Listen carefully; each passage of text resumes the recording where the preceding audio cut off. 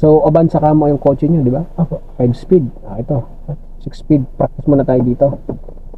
Clutch down muna Sige nga, lagay mo ng first gear. Second. Third. Okay, fourth. Fifth. Okay, neutral. Okay, yung reverse. Yung reverse naman. Yun. Okay, neutral ulit. Pag nyo ito, pindot po. Kahit hindi na. Pwedeng pindot, pwedeng hindi na. Kasi bumabalik naman siya ng gitna. Yun. Ngayon, ang gagawin natin, dahil hirap ka sa di ba? Yung pinakita ko sa'yo kanina. So, patag itong kinalalagay natin, di ba? Patag. So, doon muna tayo sa clutch muna. Wala muna tayong tapak sa brake. Mamaya tuturuan kita sa uphill yung concern mo. Kailangan makuha mo muna yung clutch control. Sige, i-press mo yung clutch hanggang sa flooring. Lagay mo ng first gear. Okay, tapos handbrake disengage. Ngayon, unti-unti yung clutch. Pag naramdaman mong mag-move, steady yung paa. Sige, dandan lang Okay, press mo ulit yung clutch. Then, stop tayo. Dandan lang Okay. Neutral mo muna. Yan, okay. Sige, alisan mo muna yung baba. So yung pagbitaw mo ng clutch, medyo mabilis. Kaya ang tendency, nagugulat ka paggalaw. Lang, sige nga, press mo nga muna ulit yung clutch. Yan. Tapos, sige nga, dahan-dahan. Medyo mabilis yan. I-press mo ulit. Mas bagalan mo pa ng mas mabagal. Yan, ganyan ang pagbitaw. Ganyan, Kasi yan yung practice talaga. Pag nakuha mo yung practice natin at na-perfect mo yan, mas madali mong magagawa yung ginagawa mo kanina na hindi ka nagugulat. Sige, subukan ulit natin. Sige, clutch down Okay na? Sige, first gear.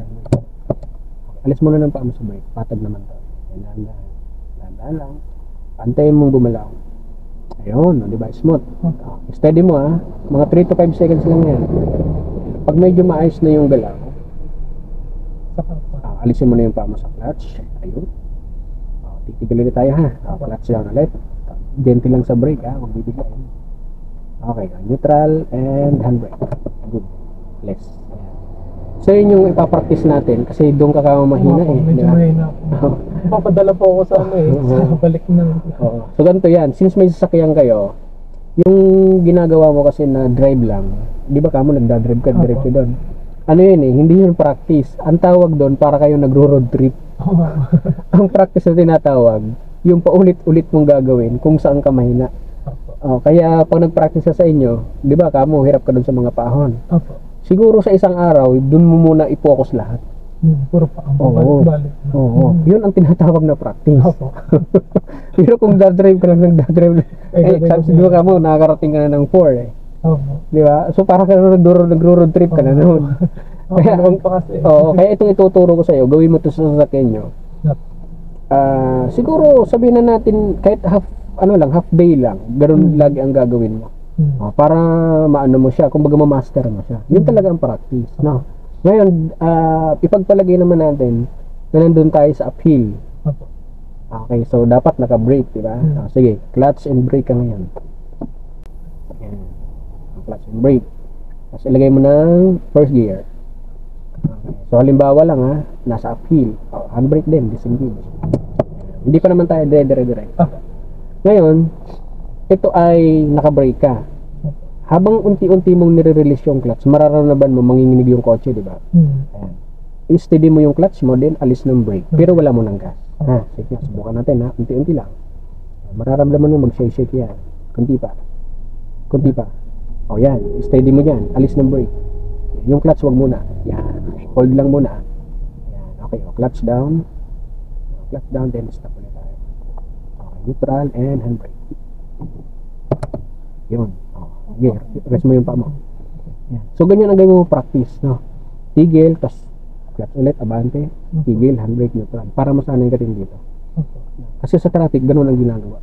Clutch yung nilalaro. Diba sa traffic, stop and go Kasi bumper to bumper So yan, pwede yung ganung fault curve. Okay. So, basta't naramdaman mo manginig, mag-shake siya. Huwag naman yung sobrang lakas kasi mamamatay talaga siya. Sige, try nga natin ulit. At mamaya susubukan natin sa uphill. First gear. Okay. Sige, unti-unti. Oh, yan na yun. Yun. Oh, stable mo lang yung ano mo, clutch. Yan. Antay mo medyo umayos yung galaw. Ano sa tingin mo? Pwede na, ano? Pwede na, alisin mo na yung clutch. Yan. Okay, gasa mo ng konti. Konti lang. Yan, para magtuloy-tuloy lang tayo. Sige. Yan. Hanggang dun sa unahan ng konti. Okay, yung clutch down. Then, gentle lang sa brake pedal. Okay, neutral, handbrake. Hindi po class frame yung brake ko. Actually, Normal. okay lang din naman. Huwag lang yung sobrang parang nahiwala yung ulo mo sa ano. Medyo ano, kung kaya mo mabawasan ng konti, ang pagtigil kasi ganito yan.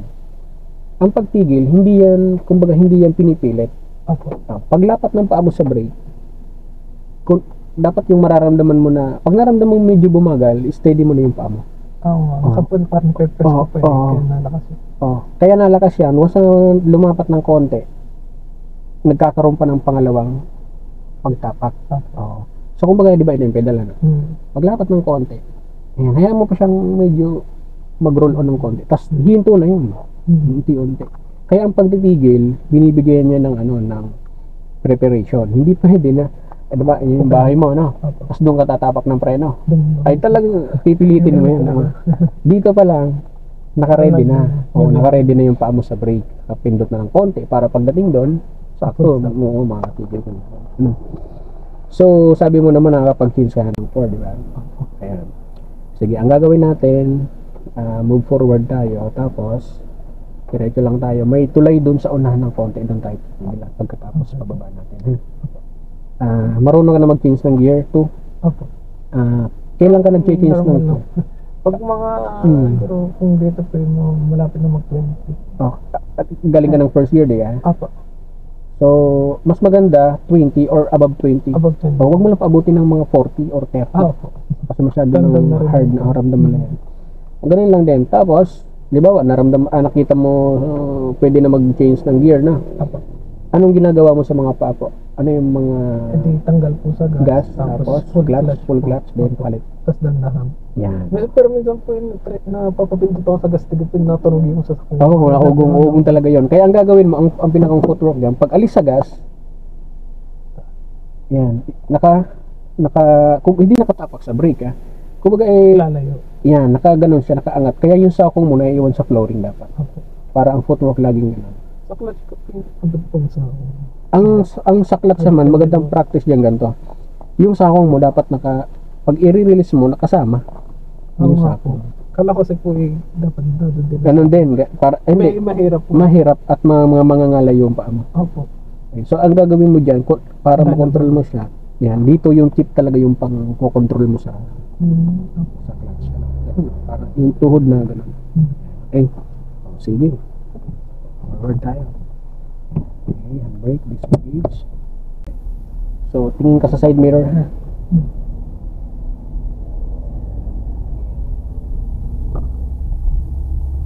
Pabuti mo ng 20. Then, saka ka magpalit. Pwede na yun. Clutch down, palit. Tapos, signal left. Sige, baba. Tingin ng side mirror, lipat ka ng lane. Tayo dire-diretso na. Sa second gear lang po ito. Pwede. Sige, patay mo muna yung signal mo. Sige, second gear lang muna tayo. Actually, pwede kang mag-change ng 3, pero dapat nasa 40. Medyo may increase dapat ang speed. Sige, dagdagan mo pa para makapag-change tayo ng 3. Kasi nagagawa mo na sa Kenya. Kaya pwede na yan. Clutch down. Dahil pababa, yung paa mo nakaprepare sa brake. Kasi medyo matulin ang brake. Parang tatanggalin. Alis mo sa gas, tapos naka-prepare ka sa brake. Para nababagalan mo siya. Pagka ganito mga patag, lalagay mo na ng konting gas. Sige, lagay ka na ng konting gas. Yan. Huwag mo lang siya ginagawa. Gas. Sige, dagdag pa. Di pa, dagdag pa. Dapat maramdaman mo yung lalo pataas pa. Hindi, diretso lang. ang pag-change gear kasi ng pabawas, yun yung bumagal ng sobra talaga. Opo. Pero kung hindi naman siya bumagal ng sobra, eh, okay lang nagasan mo na ulit. Opo. Ayan, gasan mo, dagdagan mo ng konting gas. Dahil ahon na ito. Pag nandun ka na sa patag, saka ka ngayon magre-reduce ng gas. Kasi kaya naman. Oo, ayan, reduce ka ng gas niya. Yan. Okay, sige, wala naman. Move lang. Ayan, hindi mo kailangan mag-change ng gear dyan. Pero dito po. So, tuloy-tuloy lang, slow down lang. Sige, go, tuloy. May mga situation kasi na kailangan mo lang mabagal, hindi mo kailangan tumigil. Depende sa kung saan nangyayari, sa kondisyon din sa harapan. Kapag ganito. Ayan. Ano, ang gagawin mo dyan, Yan, dito po. alalay sa brake. Bagalin mo ng konti ng brake. Ipapagal pa ng konti. Yung hindi titigil Yan. Ganyan ang ginagawa. Hindi mo kailangan mag-change ng gear pababa. Diba? Unless sobrang bagal. Yes, yung below 20 kailangan mo mag-change gear talaga. Pwede kung ganun parang bumagal ako tapos tatanggal ko na sa brake. Yes, tapos gagasan mo na ulit. Ngayon, signal ka naman sa kaliwa. Check ng mirror. Tapos lipat ka pag walang kotse. Yan. Ganun lang.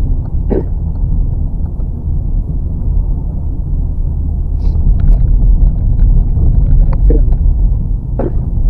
Dahil ahon yun, naka-third gear tayo, di ba? Ngayon, lagay mo ng gas. Kasi para makaahon tayo.